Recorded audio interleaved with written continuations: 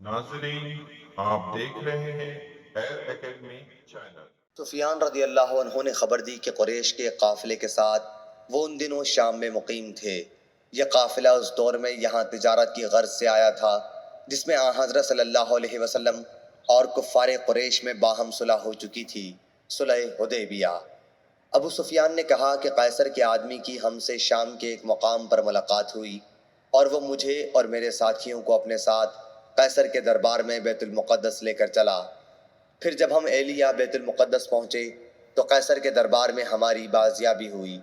उस वक्त कैसर दरबार में बैठा हुआ था, उसके सर पर ताज था और रोम के उमरा उसके इर्द गिर्द थे। उसने अपने तर्जुमान से कहा कि इनसे पूछो कि जिन्होंने इनकी यहाँ नबूवत का दावा किया है, नसब के एतबार से इनके करीब में से कौन शख्स है। अबू सुफियान ने कहा कि मैंने कहा मैं नसब के एतबार से उनके ज़्यादा करीब हूँ। कैसर ने पूछा तुम्हारी और उनकी क़राबत क्या है। मैंने कहा रिश्ते में वो मेरे चचाजाद भाई होते हैं। इत्तेफाक था कि इस मर्तबा काफ़िले में मेरे सिवा बनी अब्द मनाफ का और आदमी मौजूद नहीं था। कैसर ने कहा कि इस शख्स अबू सुफियान रदी अल्लाह अन्हु को मुझसे करीब कर दो, और जो लोग मेरे साथ थे उसके हुक्म से मेरे पीछे करीब में खड़े कर दिए गए। उसके बाद उसने अपने तर्जुमान से कहा कि इस शख्स अबू सुफियान के साथियों से कह दो कि इससे मैं इन साहब के बारे में पूछूंगा जो नबी होने के मुद्दई है। अगर ये इनके बारे में कोई झूठ बात कहे तो तुम फौरन उसकी तकजीब कर दो। अबू सुफियान ने बयान किया कि खुदा की कसम अगर उस दिन इस बात की शर्म न होती कि कहीं मेरे साथी मेरी तकजीब न कर बैठे तो मैं इन सवालात के जवाबात में ज़रूर झूठ बोल जाता जो उसने हज़रत सल्लल्लाहु अलैहि वसल्लम के बारे में किए थे। लेकिन मुझे तो इसका ख़तरा लगा रहा कि कहीं मेरे साथी मेरी तकजीब न कर दें, इसलिए मैंने सच्चाई से काम लिया। उसके बाद उसने अपने तर्जुमान से कहा इससे पूछो कि तुम लोगों में इन साहब का नसब कैसा समझा जाता है। मैंने बताया कि हम में उनका नसब बहुत उम्दा समझा जाता है। उसने पूछा अच्छा ये नबूवत का दावा इससे पहले भी तुम्हारे यहाँ किसी ने किया था। मैंने कहा कि नहीं। उसने पूछा क्या इस दावा से पहले इन पर कोई झूठ का इल्ज़ाम था। मैंने कहा कि नहीं। उसने पूछा उनके बाप दादों में कोई बादशाह गुजरा है। मैंने कहा कि नहीं। उसने पूछा तो अब बड़े अमीर लोग इनकी इत्तबा करते हैं या कमज़ोर और कम हैसियत के लोग। मैंने कहा कि कमज़ोर और मामूली हैसियत के लोग ही उनके ज़्यादातर मानने वाले हैं। उसने पूछा कि उसके मानने वालों की तादाद बढ़ती रहती है या घटती जा रही है। मैंने कहा जी नहीं, तादाद बराबर बढ़ती जा रही है। उसने पूछा कोई इनके दीन से बेजार होकर इस्लाम लाने के बाद फिर भी गया है क्या। मैंने कहा कि नहीं। उसने पूछा उन्होंने कभी वादा खिलाफी भी की है। मैंने कहा कि नहीं, लेकिन आजकल हमारा उनसे एक मुआहदा हो रहा है और हमें उनकी तरफ से मुआहदे की खिलाफ वर्जी का ख़तरा है। अबू सुफियान ने कहा कि पूरी गुफ्तगू में सिवाय इसके और कोई ऐसा मौका नहीं मिला जिसमें कोई ऐसी बात झूठी मिला सकूं जिससे हज़रत सल्लल्लाहु अलैहि वसल्लम की तौहीन हो और अपने साथियों की तरफ से भी झुटलाने का डर न हो। उसने फिर पूछा क्या तुमने कभी उनसे लड़ाई की है या उन्होंने तुमसे जंग की है। मैंने कहा कि हाँ। उसने पूछा तुम्हारी लड़ाई का क्या नतीजा निकलता है। मैंने कहा लड़ाई में हमेशा किसी एक गुरोह ने फतह नहीं हासिल की, कभी वो हमें मगलूब कर लेते हैं और कभी हम उन्हें। उसने पूछा वो तुम्हें किन कामों का हुक्म देते हैं। कहा हमें वो उसका हुक्म देते हैं कि हम सिर्फ अल्लाह की इबादत करें और उसका किसी को भी शरीक न ठहराएं। हमें इन बुतों की इबादत से मना करते हैं जिनकी हमारे बाप दादा इबादत किया करते थे। नमाज, सदका, पाकबाजी और मुरव्वत वफ़ा, अहद और अमानत के अदा करने का हुक्म देते हैं। जब मैं उसे ये तमाम बातें बता चुका तो उसने अपने तर्जुमान से कहा इनसे कहो कि मैंने तुमसे उनके नस्ब के मुताल्लिक़ दरियाफ़्त किया तो तुमने बताया कि वो तुम्हारे यहाँ साहिब नस्ब और शरीफ समझे जाते हैं और अम्बिया भी यूं ही अपनी कौम के आला नस्ब में पैदा किए जाते हैं। मैंने तुमसे ये पूछा था कि क्या नबूवत का दावा तुम्हारे यहाँ इससे पहले भी किसी ने किया था। तुमने बताया कि हमारे यहाँ ऐसा दावा पहले किसी ने नहीं किया था।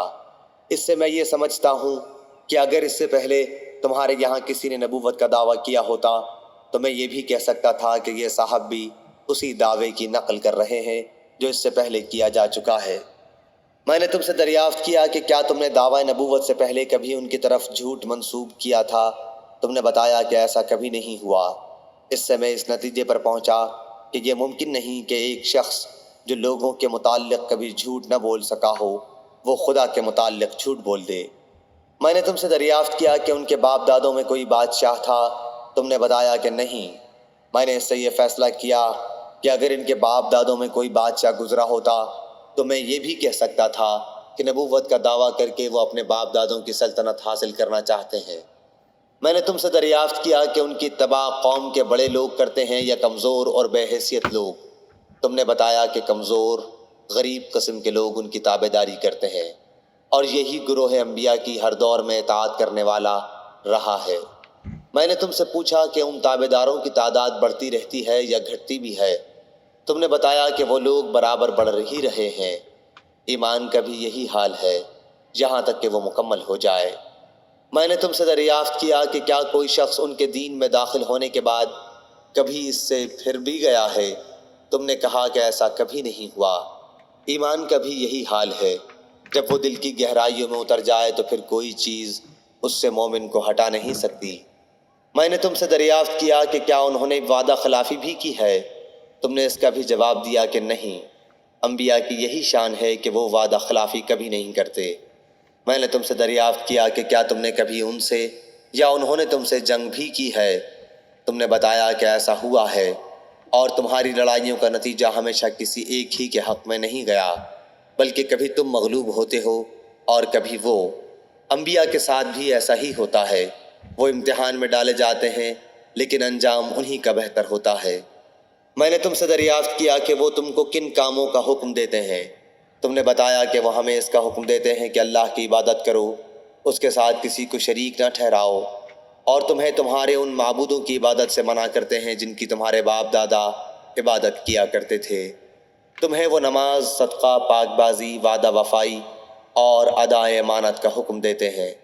اس نے کہا کہ ایک نبی کی یہی صفت ہے۔ میرے بھی علم میں یہ بات تھی کہ وہ نبی مبعوث ہونے والے ہیں، لیکن یہ خیال نہ تھا کہ تم میں سے وہ مبعوث ہوں گے۔ جو باتیں تم نے بتائیں اگر وہ صحیح ہیں تو وہ دن بہت قریب ہے جب وہ اس جگہ پر حکمران ہوں گے جہاں اس وقت میرے دونوں قدم موجود ہیں۔ اگر مجھے ان تک پہنچ سکنے کی توقع ہوتی تو میں ان کی خدمت میں حاضر ہونے کی پوری کوشش کرتا، اور اگر میں ان کی خدمت میں موجود ہوتا تو ان کے پاؤں دھوتا۔ ابو سفیان نے بیان کیا کہ اس کے بعد قیصر نے رسول اللہ کا نام مبارک طلب کیا اور وہ اس کے سامنے پڑھا گیا۔ اس میں لکھا ہوا تھا، ترجمہ: شروع کرتا ہوں اللہ کے نام سے جو بڑا ہی مہربان نہایت رحم کرنے والا ہے۔ یہ خط ہے محمد اللہ کے بندے اور اس کے رسول کی طرف سے روم کے بادشاہ ہرقل کی طرف۔